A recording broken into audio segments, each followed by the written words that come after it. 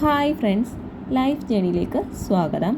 HSA syllabus വൈസ്ഡ് ടോപ്പിക്സാണ് നമ്മൾ cover ചെയ്യുന്നത്. നമ്മൾ കഴിഞ്ഞ ക്ലാസ്സിൽ ശിലായുഗം പഠിച്ചു. ശിലായുഗത്തിൻ്റെ പ്രഥമഘട്ടമായ പ്രാചീന ശിലായുഗം വരെയാണ് നമ്മൾ പഠിച്ചത്. ഇന്ന് നമ്മൾ രണ്ടാമത്തെ ഘട്ടമായ മധ്യശിലായുഗം അല്ലെങ്കിൽ മെസോലിത്തിക് ഏജ് ആണ് പഠിക്കാൻ പോകുന്നത്. എങ്കിൽ നമുക്ക് പഠിച്ചാലോ? ഓക്കെ, നമുക്ക് ടോപ്പിക്കിലേക്ക് വരാം. മധ്യശിലായുഗം അല്ലെങ്കിൽ മെസോലിത്തിക് ഏജ്. പ്രാചീന ശിലായുഗത്തിൽ നിന്നും നവീന ശിലായുഗത്തിലേക്കുള്ള പരിവർത്തനത്തിൻ്റെ ഘട്ടമാണ് മധ്യശിലായുഗം അല്ലെങ്കിൽ മെസോലിത്തിക് ഏജ്. മെസോസ്, ലിത്തോസ് എന്നീ രണ്ട് ഗ്രീക്ക് പദങ്ങളിൽ നിന്നാണ് മെസോലിത്തിക് എന്ന പദം ഉടലെടുത്തത്. ഓക്കെ ആണല്ലോ. അപ്പോൾ നമ്മൾ കഴിഞ്ഞ ക്ലാസ്സിൽ ശിലായുഗം പഠിച്ചപ്പോൾ കല്ലിൻ്റെ നിർമ്മാണത്തിൻ്റെ അടിസ്ഥാനത്തിൽ ശിലായുഗത്തെ എത്രയായി തിരിക്കാമെന്നാണ് പറഞ്ഞത്? 3 തിരിക്കാമെന്ന് പറഞ്ഞു. അതേതൊക്കെയാണെന്ന് നമുക്ക് അറിയുകയും ചെയ്യാം. ഏതൊക്കെയാണ്? പ്രാചീന ശിലായുഗം, മധ്യശിലായുഗം, നവീന ശിലായുഗം.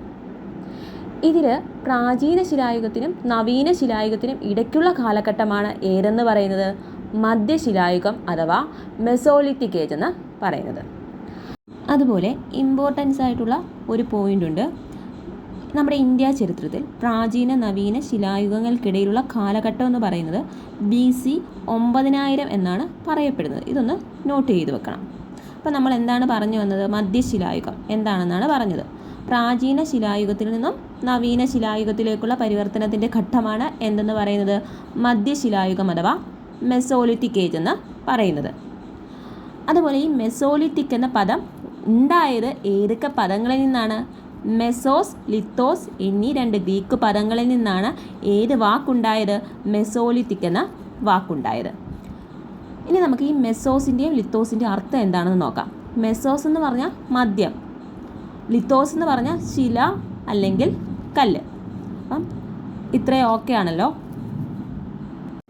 ഇനി നമുക്ക് മധ്യശിലായുഗത്തിലെ ആയുധങ്ങൾ ഒന്ന് പരിചയപ്പെടാം. നോക്കാം. മൈക്രോലിത്തുകൾ എന്നറിയപ്പെട്ട ചെറുശില ആയുധങ്ങളാണ് ഉപയോഗിച്ചിരുന്നത്. സ്ഫടികശിലകളുടെ പരന്ന പാളികളിൽ നിന്നാണ് മൈക്രോലിത്തുകൾ നിർമ്മിച്ചത്. പ്രധാന ആയുധങ്ങൾ മൂർച്ചയുള്ള കത്തി, ഏറുകുന്തം, അമ്പ്. ആയുധങ്ങളുടെ നീളം 1 ഇഞ്ച്. മരക്കൊമ്പുകളിലോ എല്ലുകളിലോ ഉറപ്പിച്ചാണ് ആയുധങ്ങൾ ഉപയോഗിച്ചിരുന്നത്. അപ്പം മധ്യശിലായുഗത്തിലെ ആയുധങ്ങളുടെ സവിശേഷത എന്താണ്? മധ്യശിലായുഗത്തിലെ മനുഷ്യർ മൈക്രോലിത്തുകൾ എന്നറിയപ്പെട്ട ചെറുശിലായുധങ്ങളാണ് ഉപയോഗിച്ചിരുന്നത്. സൂക്ഷ്മശിലായുധങ്ങൾ. മൈക്രോലിത്തുകൾ എന്ന് പറഞ്ഞാൽ എന്താണ്? സൂക്ഷ്മശിലായുധങ്ങൾ എന്നാണ്. അതുപോലെ തന്നെ ഇവർ മൂർച്ചയുള്ള കത്തി, ഏറുകുന്തം, അമ്പ് എന്നീ മറ്റ് പ്രധാന ആയുധങ്ങളും ഉപയോഗിച്ചിരുന്നത്. മിക്ക ആയുധങ്ങൾക്കും എത്ര നീളമേ ഉണ്ടായിരുന്നുള്ളൂ? 1 ഇഞ്ച് നീളമേ ഉണ്ടായിരുന്നുള്ളൂ. അതിനാൽ ഇവർ മരക്കൊമ്പുകളിലോ എല്ലുകളിലോ ഉറപ്പിച്ചാണ് ഈ ആയുധങ്ങൾ ഉപയോഗിച്ചിരുന്നത്. അതുപോലെ തന്നെ സ്ഫടികശിലകളുടെ പരന്ന പാളികളിൽ നിന്നാണ് മൈക്രോലിത്തുകൾ നിർമ്മിച്ചിരുന്നത്. അപ്പം മൈക്രോലിത്തുകൾ നിർമ്മിച്ചിരുന്നത് എവിടെ നിന്നാണ്? സ്ഫടികശിലകളുടെ പരന്ന പാളികളിൽ നിന്നാണ് എന്ത് നിർമ്മിച്ചത്? മൈക്രോലിത്തുകൾ എന്നറിയപ്പെടുന്ന സൂക്ഷ്മശിലായുധങ്ങൾ നിർമ്മിച്ചത്. ഇത്രയും ഓക്കെ ആണല്ലോ. ഇനി നമുക്ക് മധ്യശിലായുഗത്തിൻ്റെ പ്രധാന സവിശേഷതകൾ എന്താണെന്ന് പരിചയപ്പെടാം. മൈക്രോലിത്തുകൾ അഥവാ സൂക്ഷ്മശിലായുധങ്ങളുടെ ഉപയോഗം. മധ്യശിലായുഗക്കാരുടെ ഉപജീവന മാർഗങ്ങൾ വേട്ടക്കാരും ഇടയന്മാരുമായിരുന്നു. വേട്ടയാടിയും മീൻ പിടിച്ചും ഭക്ഷണം ശേഖരിച്ചും അവർ ജീവിച്ചു. മൃഗങ്ങളെ ഇണക്കി വളർത്തി. ലിംഗാടിസ്ഥാനത്തിലുള്ള തൊഴിൽ വിഭജനം. അപ്പം മധ്യശിലായുഗത്തിൻ്റെ പ്രധാന സവിശേഷതകൾ എന്തൊക്കെയാണ്? നമ്മൾ നേരത്തെ പറഞ്ഞു. മധ്യശിലായുഗത്തിൻ്റെ പ്രധാന ശിലായുധമാണ് ഏത്? മൈക്രോലിത്ത്. അതിൻ്റെ പ്രത്യേകത എന്താ? സൂക്ഷ്മശിലായുധമാണ് ഏതെന്ന് പറയുന്നത്? മൈക്രോലിത്ത് എന്ന് പറയുന്നത്. അപ്പം അതിൻ്റെ ഉപയോഗം പറയുന്നു. പിന്നെ എന്തോ പറയുന്നുണ്ട്? മധ്യശിലായുഗക്കാർ ആരൊക്കെയായിരുന്നു? വേട്ടക്കാരും ഇടയന്മാരുമായിരുന്നു. കൂടാതെ അവർ വേട്ടയാടിയും മീൻ പിടിച്ചും ഭക്ഷണം ശേഖരിച്ചുമാണ് അവർ ജീവിച്ചിരുന്നത്. അവൻ പിൻകാലത്ത് ആരെ ഇണക്കി വളർത്തി? മൃഗങ്ങളെ ഇണക്കി വളർത്താനും തുടങ്ങി. അതേപോലെ തന്നെ ലിംഗാടിസ്ഥാനത്തിലുള്ള തൊഴിൽ വിഭജനം വന്നു. പുരുഷന്മാരും സ്ത്രീകളും തൊഴിൽ ചെയ്തു. ഓക്കെ, ഇനി നമുക്ക് ചരിത്രാതീത കല അല്ലെങ്കിൽ പ്രീ ഹിസ്റ്റോറിക് ആർട്ട് എന്താണെന്നൊന്ന് പരിചയപ്പെടാം.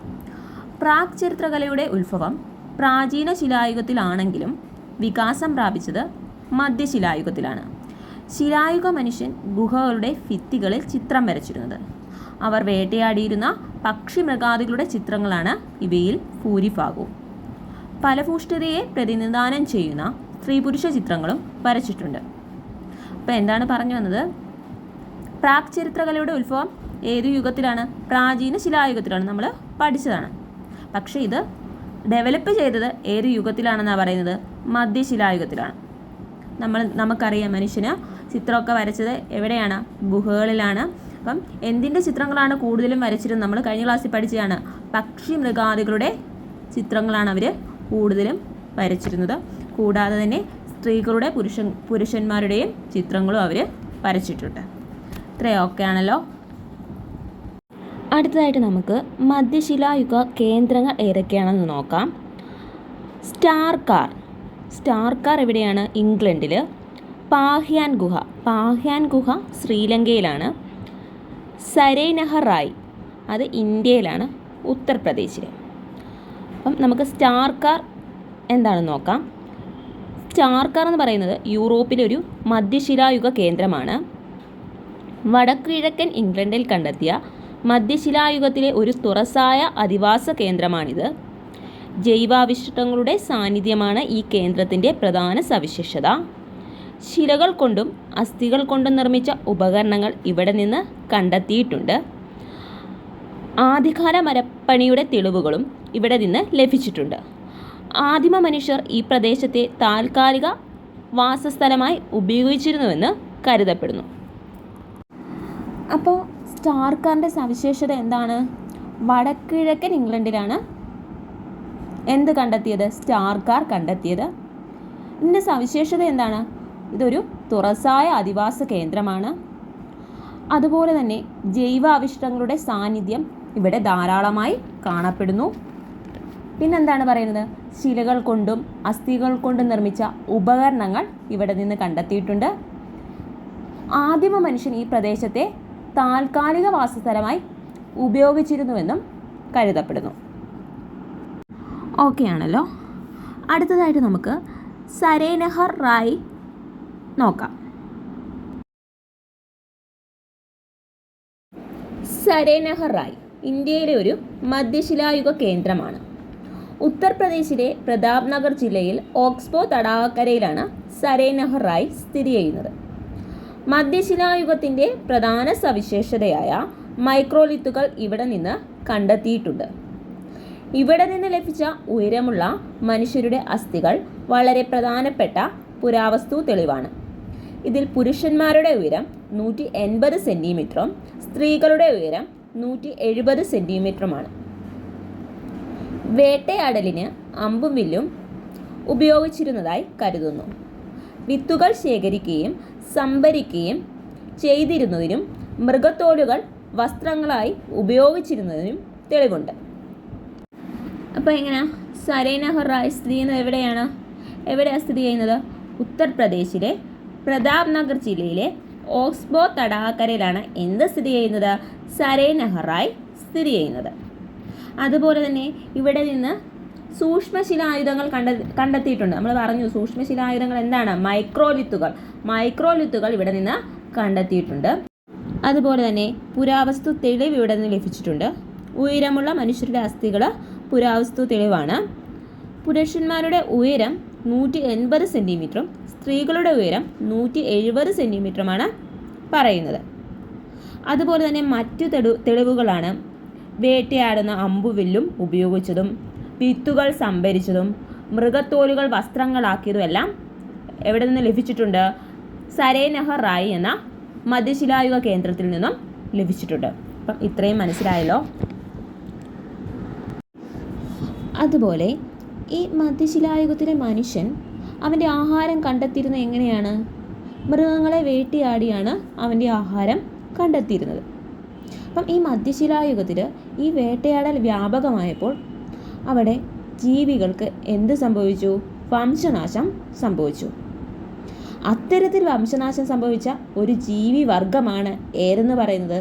മാമത്ത് എന്ന് പറയുന്നത്. അതായത് 10,000 വർഷങ്ങൾക്ക് മുമ്പ് ഭൂമിയിൽ ജീവിച്ചിരുന്ന ആനകളുടെ കുടുംബത്തിൽപ്പെട്ടതാണ് മാമത്ത്. എന്താണ് പറഞ്ഞത്? ഇവർ എത്ര വർഷങ്ങൾക്ക് മുൻപ് ജീവിച്ചതാ? 10,000 വർഷങ്ങൾക്ക് മുമ്പ് ഭൂമിയിൽ ജീവിച്ചിരുന്നതാണ്. ഒരു ആനകളുടെ കുടുംബത്തിൽപ്പെട്ടതാണ് ഏതെന്ന് പറയുന്നത്? മാമത്ത് എന്ന് പറയുന്നത്. അതുപോലെ തന്നെ ഈ മാമത്തിനെ ശാസ്ത്രലോകം ക്ലോണിങ്ങിലൂടെ പുനർജീവിപ്പിക്കാൻ ഒരുങ്ങുന്നുണ്ട്. സൈബീരിയയിൽ നിന്ന് 2013 ലഭിച്ച ജഡം ഉപയോഗിച്ചാണ് ശാസ്ത്രജ്ഞൻ എന്തിനൊരുങ്ങുന്നത്? ക്ലോണിങ്ങിലൂടെ മാമത്തിനെ പുനർജീവിപ്പിക്കാൻ ഒരുങ്ങുന്നത്. അതിന് നേതൃത്വം കൊടുക്കുന്ന ശാസ്ത്രജ്ഞനാണ് ഫോസിൽ ശാസ്ത്രജ്ഞനായ ടോറി ഹെഡ്ജ്.